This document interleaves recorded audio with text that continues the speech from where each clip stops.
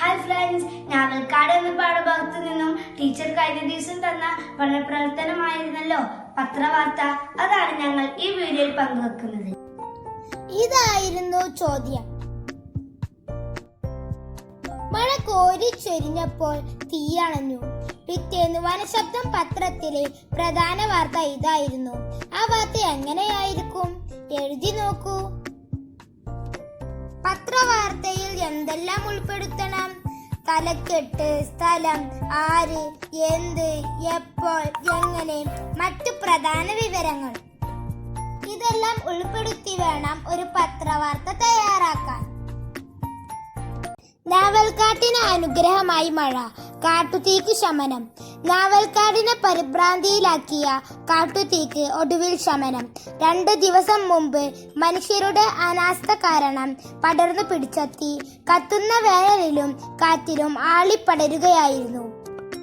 Acre കണക്കിന് പ്രദേശത്തുള്ള മരങ്ങളാണ് കാട്ടുതീയിൽ കത്തി നശിച്ചത്. ഇതുമൂലം പരിഭ്രാന്തരായ കാനനവാസികൾ ഗരുഡമ്മാവന്റെ നേതൃത്വത്തിൽ ഒത്തുകൂടുകയും രക്ഷപ്പെടാനുള്ള ഉപായങ്ങൾ ആലോചിക്കുകയും ചെയ്യുകയായിരുന്നു. ഇരിക്കുന്ന പക്ഷികൾക്കും ചെറിയ കുഞ്ഞുങ്ങളുമുള്ള അമ്മമാർക്കും പ്രത്യേക പരിഗണന നൽകി ഉപാധികൾ ആസൂത്രണം ചെയ്യുന്നതിനിടയിലാണ് അപ്രതീക്ഷിതമായി ഇടിയുടെയും മിന്നലിന്റെയും അകമ്പടിയോടെ കനത്ത മഴ തുടങ്ങിയത്.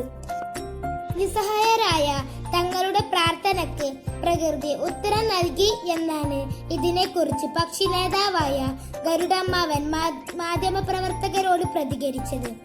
ഇനി ഇങ്ങനെയുള്ള അതിക്രമങ്ങൾക്കെതിരെ മനുഷ്യരുടെ കണ്ണു തുറപ്പിക്കാൻ ഒരുങ്ങുകയാണ് കിട്ടുകുരങ്ങനും കൂട്ടുകാരും.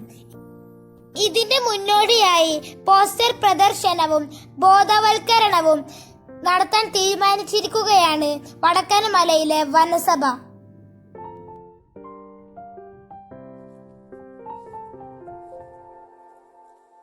Did you like this video? If you like this video, please like, share and subscribe.